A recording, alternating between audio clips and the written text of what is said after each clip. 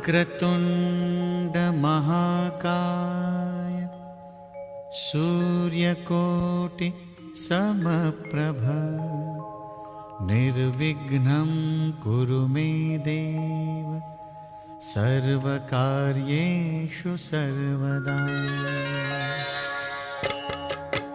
ॐ गणपतये नमो नमः। श्रीसिद्धिविनायक नमो नमः।